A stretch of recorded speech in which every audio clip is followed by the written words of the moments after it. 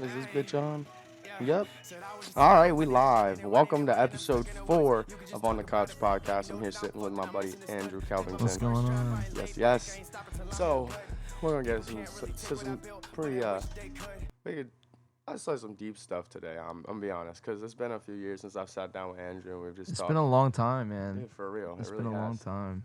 So the first time we really were introduced to each other. It was like I think it was 7th grade jazz. You were in 7th grade jazz, and I had just come into the jazz program in middle school. Yeah. And we were under this lady named Miss Conant, who was just a complete, utter. I mean, she was a great teacher, believe me or not. Like, she was a great fucking teacher, but she was just kind of like a bitch.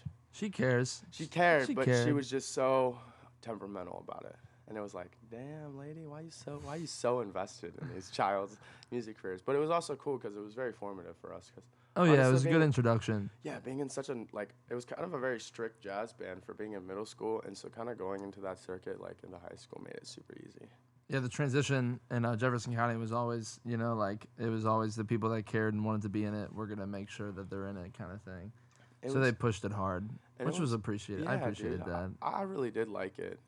There was only so much where I could really like kind of stand with it and encourage it though. We kind of went down the same path because you.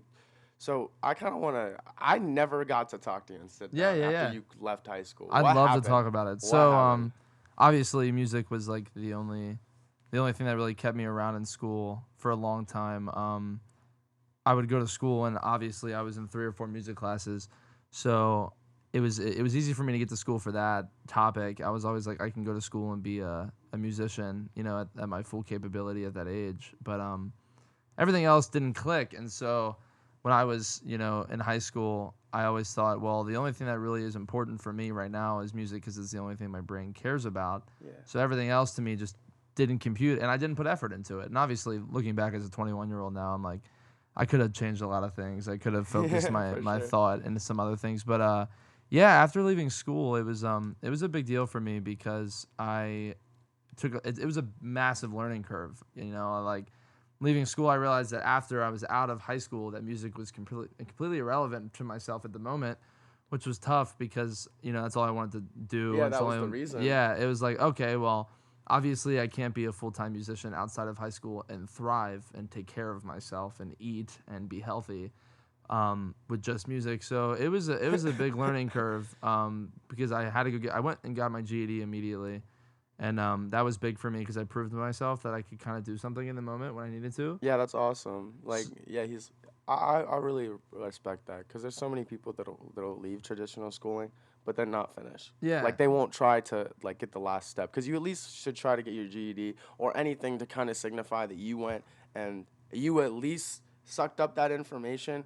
And now you're able to say, I completed it in whatever form that may be. You went for a couple years and you still were able to get your GED. That means you learned what you needed to learn. And that was like one of my biggest issues too, is that like in high school, all these teachers and the counselors and everything, all the people that were, I was taught that these people were in their position to help me. It was tough because it seemed like the only route they ever really cared about for students was college. And so, the more I got older, the more, people I listened to and things I acknowledged, I realized that like college obviously isn't the path for everybody. Not even close. A lot of people will go to school and not even finish a semester, and so it was tough for me because I saw all of that, and all these people are saying college, get your applications in, take all these tests, and that was cool and all, but now, as an adult, filling out applications and talking to people, the GED box is the same check as the high school box. And it's on the same page. Yeah, and like, most times. If I can check a box and say GED and get a job that another person is applying for that has, 4.0 honors high school. Yeah, it's the same thing. They don't check your GPA. Yeah, You get and a it's job. like, and it's frustrating because a lot of people that frustrate me, and I'm not a hater at all, but a lot of people that used to frustrate me as a teenager were the people that thought that the only thing that mattered in the moment was what was going on with high school and their grades and report cards. And I get wanting to be successful, I do, and I actually have a lot more respect for people that can sit down and get a 4.0 than I do, people like me. Yeah, it shows a lot of goal orientation. Yeah, for sure. And so because of that, it was easy for me to be like, okay, well, fuck you. Like I can take this path myself, and it's not going to change my outcome. I just have to be dedicated enough to succeed in my own form. Yeah, well, that's another thing about like the administration at that high school. We went to a high school called Jefferson High School. It's located in Shenandoah Junction, West Virginia. Cougars. Yeah, the Cougars, man. It was a very interesting high school. Saw some of the craziest shit I thought I'd ever seen in high school. For real. 4 years. It was kind of insane. Hey, it taught me a lot though. Yeah, it taught me a lot for sure. That's where I gained all my social skills. So I'll always accredit it for some of those things. Oh yeah. But when I was younger, I think it was my junior year, dude. The counselors would bring me into the office, and I remember my counselor sat me down one day, and she's like, "You should drop out." What? Yeah, imagine hearing that, right? What? As a 16-year-old kid. Dude, literally, I looked at it. I got that what? so many times. Like, how can you sit across from people in a let's say in the auditorium and like tell 300 kids that like we're here to help you succeed and we want the best for you and we're gonna give you every tool possible when you can fall through the cracks so easily in public school. And I think a lot of people don't see that like it's a mass oriented focus of success when there is no singular. The only person that really singled me out to help me succeed was my band director. Yeah. Lynch really wanted the Yeah. best for me when all my other teachers were like, hey, if this kid isn't performing, you put them into a different program that helps them, or you just tell them to drop out. And I got the same thing. When my counselor told me to drop out, I was like, I appreciate you being honest with me first. Let me just say that. But, like, you're not going to, like, fight for me kind of thing. And, like, I don't know if that's me being selfish, but that was really tough to hear as, like, a 15, 16-year-old, 17-year-old No, kid. it is because you're told not just by like your teachers, but even like your parents and family. Yeah. So like to have a counselor look you in the eyes and be like, the only option you have left is to drop out because Yeah. you can't do it. Like what? I can't do it now. So you're telling me I can't should never be in my vocabulary. That's you're what I'm telling me right saying. now. But you're telling me right now I can't do this, and that was the thing about band because I was in the same position and kind of the same boat as you. Lynch was the only person really pushing me to do anything good. And he knew, and I know that we never got to talk about this, and I never brought it up to you. And I talked to Lynch all the time about, like, lower classmen from me. So, like, obviously you were a grade below me. But we used to talk all the time about people that had the talent and had the ability to be something in that industry. Always. We would talk about this all the time. And, like, that was big for me because he'd always be like, okay, well, this room is filled with talent. Where's it going to stop and is it going to continue? And so we would always talk about how, like, there's 200 some odd people in the marching band. Well, how many of them will play marching band in college? Probably like 10, 15, 30 of them. And so I know that Lynch pushed you because obviously there was a talent there. So it was really cool to see him kind of forget about this kid has a 1.8 GPA. This kid has a 2.5 GPA. This kid isn't involved in any extracurriculars other than my group, but I know that he's passionate about what I'm teaching. And he cared about that. So that was big for me. It was that, like, obviously he sees something in me in this category. If I can apply myself in this category, I'm going to advance. And that's what you're doing right now. Yeah. You've taken everything you've been given in that sense and you've ran with it, which is, I'm excited to talk about that more as we go. He had such a weird way of pushing me, too. And I'll explain the way that he did it because it was fucked. It was really fucked. It was abrasive. Yeah, it was almost abrasive, dude. There was one time, because you remember how I tried, there was two calibers of jazz bands whenever we were in high school. There was a second period jazz band, which was the elite level advanced jazz band. Elite's a good word for it. And then there was the fifth period jazz band, which was just like, it was the improv jazz class. So you basically just learn the basics of jazz, fundamentals of jazz. It was getting kids Yeah, to it was pretty want much to just be in get second kids period. just want to be in Yeah. the second period. It was like a recruitment class. And I tried out every year for second period, bro. And literally, Lynch brought me into his office one year, and he's like, I want to sit here and I want to explain to you why I cannot put you in the jazz band. He said, it has nothing to do with your talent because it makes me sad to watch your videos over and over again and tell you that I can't bring you into my jazz band. And he's like, but honestly, he's like, you're a liability. Literally, there were boosters that year that were telling him not to let me on the jazz band. I was having the same issue. Literally, and so he called me a liability, and honestly, it hurt me, but it took me a long time to really let that hit me and be like, what does that mean? And honestly, I appreciate what he said so much because it honestly taught me, like, okay, yeah, I need to dial this shit back. Whenever I was in high school, I was definitely fucking around. I wasn't in class as much as I should have been. Me and you both. And I wasn't setting an example. And anybody that's in this industry, if you're gonna do anything good for anybody else, set the fucking example. Yeah. Like, I'm so tired of seeing everybody in the industry, bro. Not even just the rap industry, but like the entire fucking music industry. Music as a whole. A lot of people at the top are just fucking. They're setting terrible examples for everybody in the younger space, and you need to do things for people in this space to kind of encourage a better fucking way in. Yeah, no, that's a big thing for Lynch. Lynch was always teaching, even though it was like the basis of it was music. The thing that I appreciated the most was that it wasn't music first for him; it was life first. He was Yeah. really teaching kids, okay, well, obviously there's a lot of like symphonic band and second period bands like this, like massive incentive for these kids if they want to be musicians. Like if you get to that point, Hand it a vape, babe. No, you're good. and so it was important for me to understand that like that was huge because the more these kids tried to be in higher level, music education, in these groups, it never was the audition. Obviously, these No, kids had the talent, but for him, it literally. was, how can I put you in this position and then trust that you're going to be able to hold up your end? And that was always his thing because he didn't have enough time to babysit everybody. So he's like, I want you to be, as responsible as possible. And that was always his argument with me was that like obviously I was a leader in that band, but I didn't set the leader example because I like to have a good time. Yeah. And I just took that for granted. I was like, I'm a high schooler. Me and Carter and Barlow, we're like the Yeah, three you're gonna have a amigos, good time. and we're gonna over everything. We're gonna make memories first. That was our mindset, and obviously, I don't regret it at all because had a great time. But now looking back, it's like obviously every place he was coming from was only a genuine place. Like he was the most genuine human to me in high school, and that really has pushed me to this day, and still does, to be a better version of myself. Not only as a musician because it was music oriented, but as a human, No, and that was for huge. sure. Shout out JP Lynch. Yeah, no, Man. for real. Seriously. I actually Big just things, saw big him at things. I just saw him last weekend I went to the Martinsburg game to see the band and stuff. Heck yeah, Yeah, and I saw him boy. and we talked for a little bit. He's holding up. He's ready to be done. He's getting to that age where he's tired of dealing with high schoolers, but I'm gonna be honest, man. Like he hit the Hall of Fame the same time as his fucking dad. yeah, which is Like the crazy. exact same time as his dad. Like Crazy. what? No, he's a legend. He's an absolute legend. But yeah, moving. I wanted to get on this topic before I forgot about it. With the whole like, obviously in high school we don't care about the science or the math or the history, and so we're musicians at heart. We could tell that we were left brain thinkers. And so what I want to say is that on the outside looking in, because I follow you on all your socials, I've been following your career. I'm gonna say career because it is definitely a career for Yeah. you.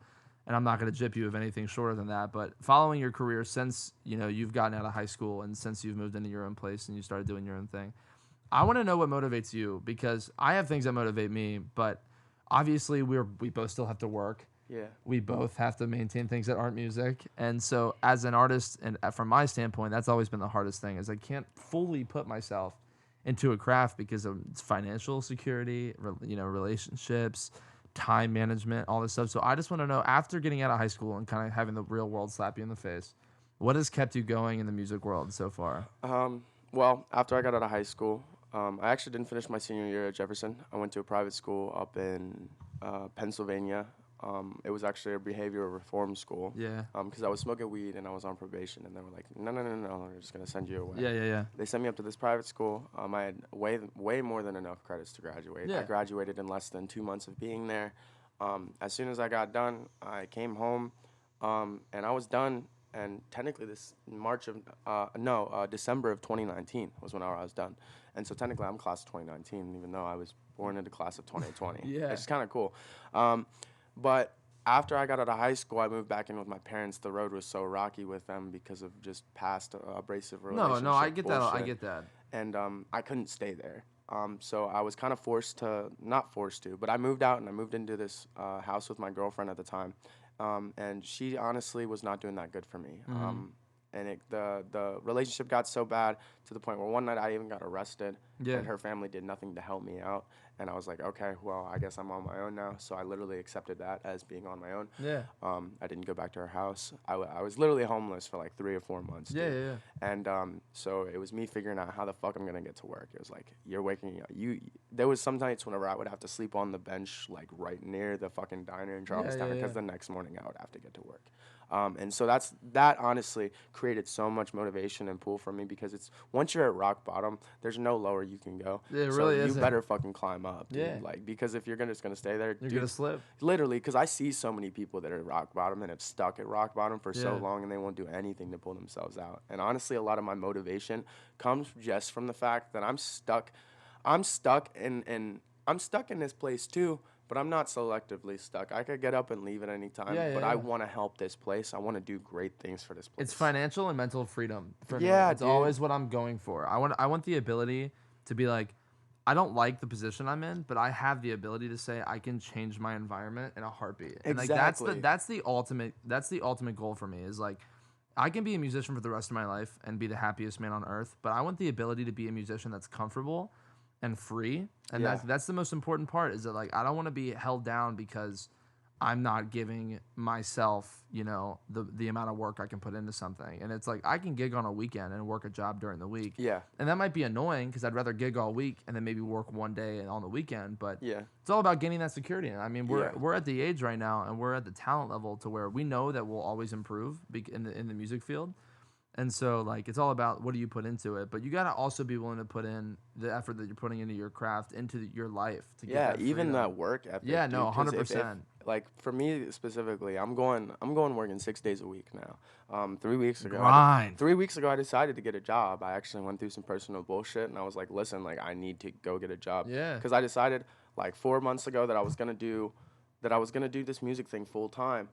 And it was working. It's working still. Yeah. I'd still say that I'm really not taking any less time into music than I was 3 weeks No, ago, yeah, which no. which honestly is saying that I was being a little bit lazy. Yeah. Which So is good. It's good that you can acknowledge yeah, you got that. to be able to acknowledge that. And oh yeah, this is just the one thing that I really want to say on this Yeah. topic, dude.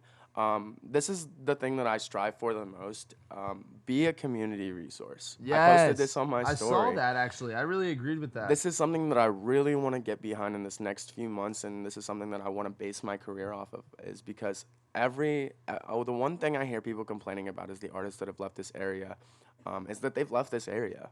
Is exactly. It's like Yeah. when you get so popular, when you have all that money, when you have all those resources, and you leave an area, you're taking away a valuable piece of your community.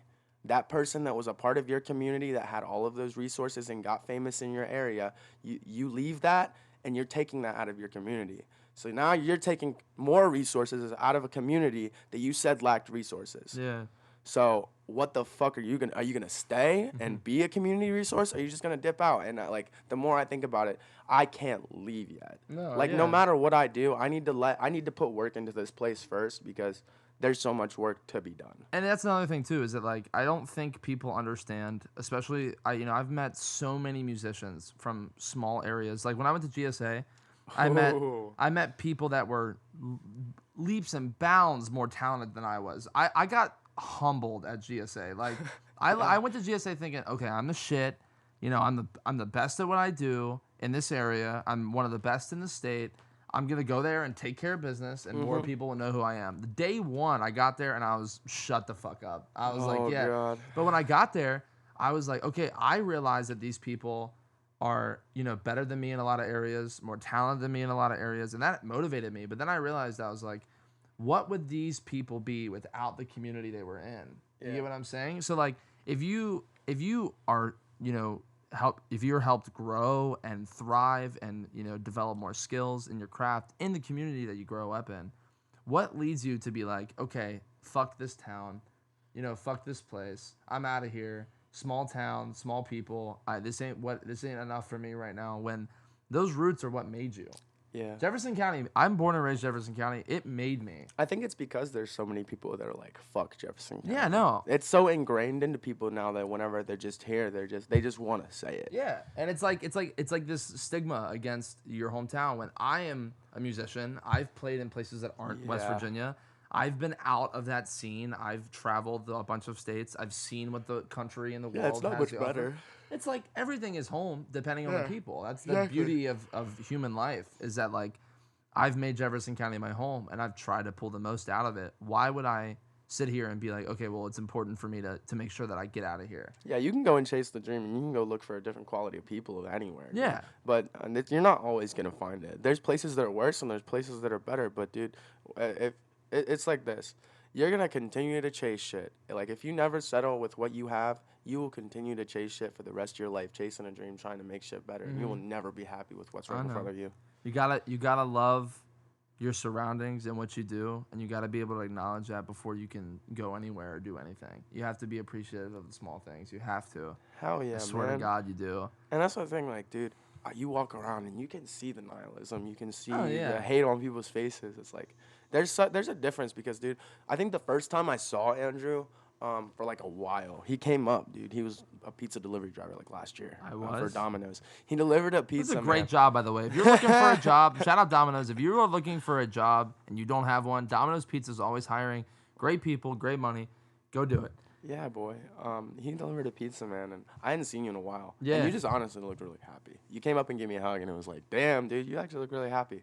And it's like, I appreciate that. dude, I don't know what you were going through. I know it's not always easy when you have to work those conventional jobs. It's 'Cause not. it's like, bro, we're trying to be musicians here. We're Yeah. trying to do something different. Dude, I hear you. I hear you. It's definitely one of those things that I can talk about this for a little bit. Being a male is, I think it's tough because I grew up with a father that was a Marine and a police officer, and so I grew up in a household that was very structured. And so for me, I was not a Marine or a police officer. I was a musician that has long hair and a beard. Yeah, and dude, I let's like to tap wear. into that because Yeah. I'm very curious. So I had three sisters that were older than me. I'm the last kid. And so I came up in a household that was like, I mean, all my sisters are very musically talented, so it's definitely a part of my family, and that was a great thing to grow up with sisters that were, putting me on a piano when I was a 2-year-old, and that helped. But the problem was that like I grew up in this household that was so structured that I felt oblique because of the way I wanted to be, and so I wanted to grow my hair out, freshman year of high school because I thought it was cool. I was like, okay, well, a musician. I've seen a couple musicians. I was really into Hozier at the time, and his whole look was something that Yeah. I idolized. So I was like, oh man, his first name's Andrew. I want to kind of be like him, and I really dig his music. So I Bro, was you like, have a Russ Hosier look. I appreciate that. He I'm said, "I kind of really going for appreciate that. that." I wear, if I put a flannel and some blue jeans on, I like to think I could fit into that crowd pretty well. But I went into that thinking, and like, I was really excited about that whole thing, but it became discouraging because I felt like I was letting the people in my household down for being what I wanted to be, which it wasn't like I love my parents. My parents were great to me. I have no complaints about that, but it was definitely excuse me. It was a self-worth thing for Grip because I was like, okay, well, I'm not what my dad wants me to be, and I respect my father, so that makes me less of a person. But now, and you were talking about, your issues with your parents when you came back from that school. Like, when I dropped out of school, my parents were like, you've got two options. You get a full-time job, and you can live here for a little bit while you get on your feet, or you can go get your GED and live here for a little bit, and then go get on your feet. And so when I dropped out, I lived in my parents' crib for like a year, and I was like, okay, it's obviously financially smart for me to be here. But I had immediately transitioned out of the teenager childhood lifestyle and been like, I'm gonna be driving at nighttime. I'm gonna be out on the weekends. Yeah, you're I'm a gonna full-time adult now. exactly, as a and kid. so that became conflict of interest very quick, and they kicked me out. Which is we have a great relationship, but in the moment, looking back, I was pissed. But now I totally get it. So I was, bouncing between friends' houses and couches and bunk beds and everywhere I could possibly put my head for the night. For about a year, I lived with Barlow for a little bit. I lived with my homie Sammy for a while. Like I was all over the place, but that really helped me understand. You I'm have some good friends, Andrew. oh I want to shout out your friends because, dude, I'm gonna be honest. Going through high school, I always kind of wanted to be around your guys' group of friends. I'm not sociable enough Yeah. to reach out and be like, hey, guys, I want to be your friend. I was always friends with you, But I Skylar, saw Alex. that in you, Yeah, and that for helped sure. me reach out to you. You know what Yeah, I mean? for Like sure. I tried to make it. Obviously we weren't in the same classes other than band or just being in the band room together. But I always made it a point, and it's not like me trying to be some like hero or Oh, anything. no, I know, I understand. But I made it a point to always check in on you because I saw we had this conversation. I saw so Yeah. much of myself in you, Yeah, and we word. talked about that a lot. It was like you were like, "Oh, I'm really pissed about this, and I can't comprehend this." I'm like, "Dude, it's fucking same. Like this is Yeah. where I'm, and like this is how I somewhat fought that demon, and that was really big for me because that gave me insight on not only myself but as a person that was as if not more talented than me at the time, and struggle with the same things, and that was huge for me. That was like I can see so much growth, and not only you, that I could grow myself in those categories because like you said, I have great friends. Shout out Barlow and Carter, high school homies, but they were so much more successful at the things that I couldn't comprehend, like general classes and Yeah. stuff like that.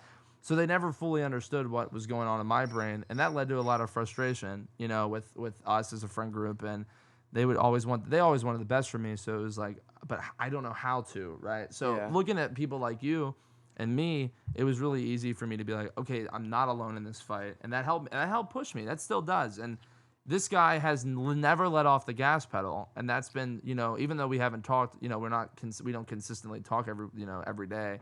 That's always been a motivator for me because like I see someone that struggled the same brain capacity that I have, that struggled with the same things that I have, that had the same issues in high school and still does, but hasn't let off the gas pedal. And that's been my biggest appreciative thing of you for you is that like I see effort. Like that's the one thing I always see, and that for me has just been my biggest like tip of the hat to you, brother. That's my thing too, is because like when I was a lot younger, I wasn't as goal oriented, but I was seeing the things going on around me. Like I'm sure you remember the projects that Alex Tahenbaugh did. Yeah, He made a couple of really good fucking projects. dude, Some shit that honestly should have probably popped off. he's got a groove. Yeah, He's got a dude, groove he's got a for real sure. good groove.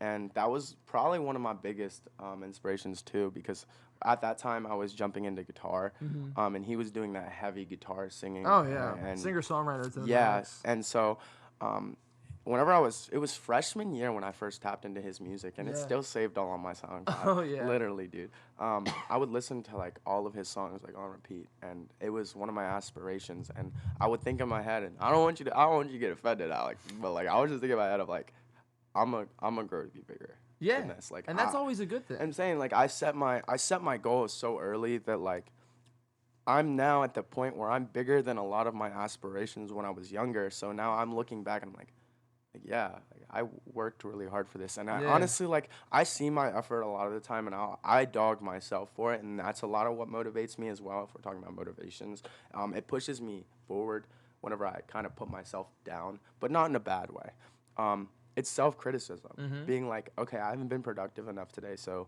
it's 11 o'clock at night. What can I do right now to be more productive? It's a day by day thing. I'm saying because, dude, I go to work 8 hours a day at least, and then when I get home, I feel not accomplished still, because it's my career is my music. time to hop on the keyboard. I get what you're saying. So, dude, like literally, so I come home and I'm like, okay, what can I do for music? Because I've now been gone from the house for 8 hours. I've lost 8 hours of networking, 8 hours of songwriting, 8 hours of production that I could have put into this. And it's tough, and that's the uphill battle of the industry that people that aren't doing it don't get, is that we can work a job or we could do something that's not music, and we're not gaining that mental fortitude from it at all unless we're doing it. No, And dead that's- ass, dude. and that's Because what there's we're no missing. satisfaction Yeah. from these day jobs, and I think that's why.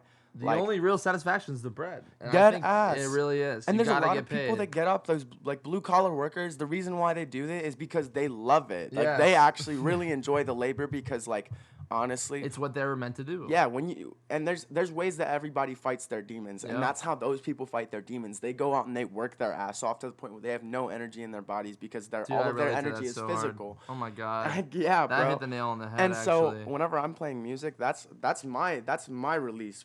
I come home and I'm like, okay, I have all this extra energy. Let me put it all into some music. I'm a freestyle, write a beat, Yeah. like, do anything to get that creative energy out. And honestly, it was kind of funny. Andrew showed up at 11:55 this morning. I was not awake. I saw his text. I started tweaking. My phone died as his text opened. I was like, what the fuck?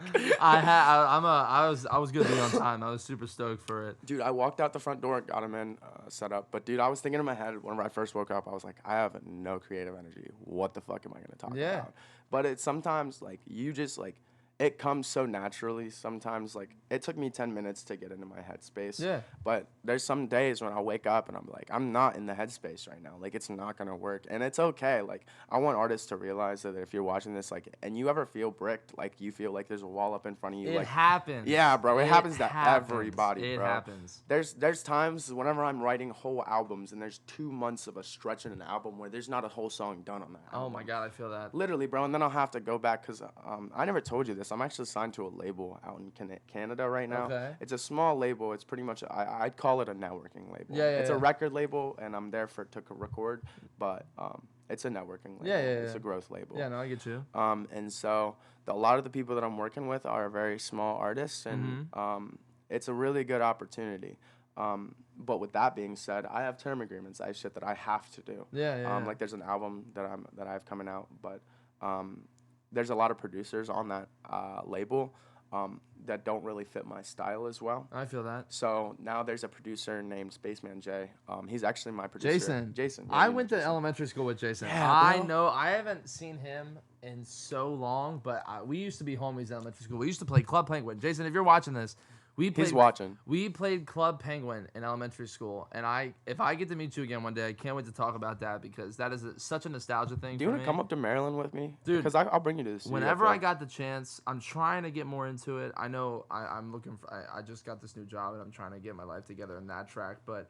I am trying to get back. I've been doing this live band thing, like we were talking about with Milo and Tanner and my boys. I've been in a band, and that's been but my priority focus. But I'm still. And I've said this to you before, is that I can't figure out exactly what I want to do yet. Don't ignore your solo projects. Yeah, no, for sure. Because your shit is actually kind of good. Yeah, that's literally, he's got some good shit up on SoundCloud right now. Yeah. I appreciate that. Going back to like aspirations in high school, like I would sit in high school and be like, I would look up to the people who had like songs with like 1,000 plays or like 2,000 plays. I'm like, oh, this is really sick to me because like I only know like 50 people by heart. You know what I mean? Like I only really know 50 people that would listen to my music. And so when I put my first song up on Spotify and Apple Music, it was like, this is for me kind of thing. And now it's sitting at, I think last time I checked, it said like 16,000 plays.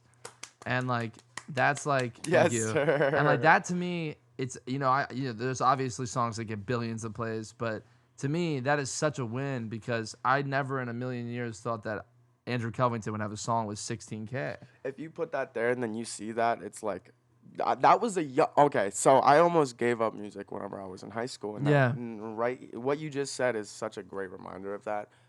You said you got 16K. I think so. Yeah. I don't know for sure. Don't fact check me on that, but I know I hit 13,000. There was a release that I did on my guitar music whenever I first started producing music. I dropped 3 songs. It was called Dirty 3. I still have that, by the way. Yes, I still have that. Yeah, I still have that. And so I recorded that. 33,000 was the final on that for the total of the release. Yeah. And it actually blew my mind because it's crazy, isn't it? Dude, I didn't think because like the way that it works sometimes because Spotify is so random. Your songs will hit algorithms very randomly. Yeah, like I think randomly. my number one country after my Spotify results was Spain. Hell yes. And I was dude. like, I love it. Like I love it. Like that is so cool to me that I'm reaching out to people that I'll never meet. Dude, honestly, it makes me really happy. I've been going. I think there's people watching me in LA right now. Yeah. I've been looking at my Spotify. I have people. I have at least 50 listeners in Dallas. I think there was 70 in LA. Bunch in New York, bunch in Texas. That's awesome, dude. So my music is getting out there finally. Yeah. And for it to be gaining traction like this, I don't know. I'm in a spot like where I want to put everybody on. Does that make sense? No, Like, I get it. I feel bad. Like I don't want to get famous and without any of my people getting famous too. And that's how I've always I feel felt. like a is dick. I'd feel like a big dick. And I don't want you to feel like that because the whole point of it is for you. So I don't want you to I don't want you to pull away from that just because you're such a good dude. I know you are. So like you're pulling away from that because you want to be a good guy. Yeah. But you can, and it's been proven, you can do what you do successfully and still take your homies with you. Yeah, for kind sure. of thing. So like, whenever I'm in the studio, I have no problem inviting all my friends over, or like, Barlow or Potato, or like, I can pull homies in. And even if you're not a musician, I still pull creative output from all the people that I care about. That Clay Lowe cover you did. Yeah. Him, With and Clay. that you produced for him was amazing. That was for his mom, actually. He came to me like, 2 nights before we put it out and was like, I want to sing this song for my mom. She's never heard me sing before.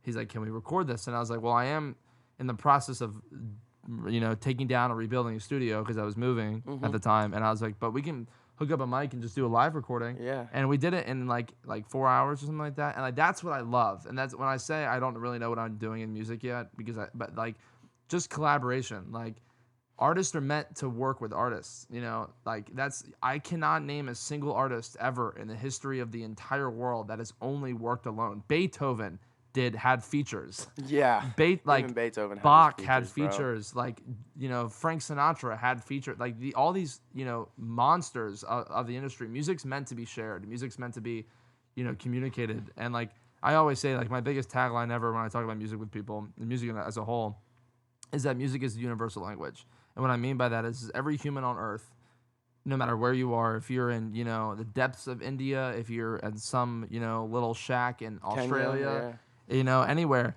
everybody speaks music. It's something that everybody can get behind, everybody can understand it, everybody can feel it, everybody can groove to it. So I understand that what I do and what my craft is universal language, so that I can speak to everybody about emotion, because I was never good with my words in high school. That I just played my music to get whatever I was feeling out yeah, on the paper, or through a horn, or through a music software, through a DAW. Like, that was all it was for me. It was, I want to play this song for the people that I care about, or for the people that I don't even know, so that they can understand what's going on here. Because all of my favorite artists, I feel something up here always. I'm thinking yeah. about what they're doing, because I have an understanding of the music part. So it's never just listening for me. I'm always studying. I'm always improving. Athletes watch film, chefs watch cooking shows. I listen, because listening is the only thing you can do to improve. That's good. Be the observer. Yes, be the Whenever, student yeah, always. dude, be the Always be the student. student. I see a lot of people that hold the arrogance up and they won't be a student, and it took me a long time to do the same. Cause honestly, like when I was younger, like I wasn't. I was trying to be a leader so bad that I was ignoring a lot of mentors in front Yeah. of me that I should have listened to. But whenever I finally started listening, whenever I finally started settling down, being like, yeah, this is the formative time for you to be a student, for you to Yes. learn, for you to be in that craft. And it's so fucking corny, but like, Yeah. being humble, being a listener before you're a talker, it's so important. And even in music, like, if you're in a studio or you're in a live band, and you're actively listening to the people around you, it will improve you as a musician. I swear to God. In jazz, and doing like the domestic, jazz trios Heck and yeah. live mics, if there was multiple times I went and didn't even take an instrument just so I could listen, because everybody that plays and everybody that I was with taught me something in that moment. Even if it was as simple as a lick, Yeah. all the way to like, a fundamental understanding of the vocabulary. Like, that was so important for me. It was like, I have to listen to these people, and it's made me a better musician. Like, I can hit the studio with any instrument of my choice, and I can pull something that I've listened to or heard always, because I'm such an active listener, and I'm not, to the top of my game yet, but it's so important. And it's not even just music, it's life. If you're listening over talking, you're going to be such a better human, and being humble. And that dates all the way back to the greatest leaders we've ever had, as they were listeners first. Yeah. So that's been like the biggest thing for me, is it's just like humbling myself and understanding that, like, there's people out there that are better than me. There's people out there that aren't, that need my help in a lot of categories. And For sure. I can do that with 100 monthly listeners on Spotify, with 0 monthly listeners on Spotify. I can do that as just a human, as being me. So that's always been my biggest thing, is just being that student first. And that's a great It's being the understanding. student, but also being able to be the teacher if there's Yeah. another person that's And under being you the student willing. will help you be the teacher. And that's just Exactly. it's one big cycle. No, yeah, that's And absolutely that's huge. definitely the difference between a good and bad teacher. Like you even look at like Lynch, like that this man used to go to conferences all the time with band directors. He Yeah. knew we're better than him. And if even if he didn't know that you were better than him, he would act like they were. He was so modest. He was so humble. 100%. So humble. And he took something away from every interaction that he ever had. Exactly, and for you to be able to, that's something you need to do in Yeah. life. If you can, like, dude, if you can't take a lesson from even the conversation that you have with a homeless man down Yeah. the road, like, there's a problem. If I feel like there's so much introspection in life. If you can't decide to pick and choose the things that are important to you to take as lessons, then there's actually probably something mentally a little bit wrong with you. Yeah. Which kind of confuses me because you see all the instant gratification going on every day. Yeah. Like you see 100%. everybody just like, I want it now. Let me grab it Yeah. now and fuck everybody else. It's Who cares? it's the demonetization of the social media age. Yeah. Yeah. It's getting really bad. It's I love TikTok and the platform that it is for people and small artists doing anything, but the ability to watch 15-second, 30-second videos on a swipe has completely dropped the attention span. Yeah, it's turning us And into the goddamn patience. goldfish. It really is. And that's I look, I'm not being hypocritical, because I use TikTok on a very daily basis and I love it, and it's funny and it's educating and it's a great platform, but it's just it's one of those prime examples of I think it's super important to take a step back sometimes Yeah. and really acknowledge the stuff that's going on around you, because the life flies by super fast when your nose is glued to your phone, and not even just your phone. If that's anything that makes you hyper focused on something that's not, massively educating, then you're gonna lose that time and you're gonna think back and be like, damn, I really wish yesterday I would have put my effort into something other than sitting on the couch watching TikTok. Hell yeah. You know what I mean? With But that being said though, let's go on ahead. I want to wrap it up. We're at 40 minutes now. yeah, we went a little over. So let's go on ahead and everybody that's watching this, make today better than yesterday. 100%. 100%. Take the lessons. Do what Mr. Andrew just said, because honestly, he's a really smart man right here. You guys are gonna see him on the circuit very soon. He's gonna be killing shit. I appreciate that. Everybody have a great day. Justify out. Real quick, support small business right now. Oh yeah. Mobby. If you're good. I didn't get this out in time. Support small business. Support local bands. If you see any of your restaurants around you that are doing live music, go out and support. You don't even have to put a tip in a tip jar. Just go out there and give them love, because it's really tough right now adjusting. Post COVID, quarantine. Everyone's trying to get that hype back and that love back, and it really only starts with you. It hurts, bro. Yeah. Everybody, I want to shout this out now while you said that. Yeah. And you need to come out too. Lila's every Tuesday. Lila's restaurant in Shepherdstown is hosting an open mic every Tuesday. I need to come play. Also, Wayne, and this is hosted by Wayne Snow, another great artist in Shepherdstown. Thursday night, also the Guide House in Charlestown, another restaurant. Featured artist showcases. I'm gonna be up there soon. Okay, yeah, let me know. And so I'm gonna try to put all my artists on. We're gonna try to get up there. We're gonna do some great things. Everyone needs to support, like you said, support local businesses. Yeah. This shit helps so much. Do you care if I plug? Going ahead. Andrew Kelvington on all social platforms. I upload a couple music things on TikTok. I plan on doing it more. It's just Andrew Kelvington on everything. If you find that, you'll see me. I'm gonna add him right here. Yeah, and same thing on Spotify and Apple Music. I only got one tune out right now on major streaming platforms. I plan on putting more out. I've been very lax about that, but like I said, band's been a priority, but I plan on doing some solo stuff. So like I said, support that if you want to. Give it a like, give it a whatever. And like I said, I appreciate you. Appreciate this time, and you're gonna be doing something big, and you just gotta be patient. Everyone's gotta be patient and let things fall into place. I really enjoyed this episode. I'm probably gonna have him back again for another one soon. We'll probably do a collaborative episode with a couple people. Dude, Milo. Yeah, I was Milo gonna say. on I was the three thinking, of us. yeah, probably collaborative.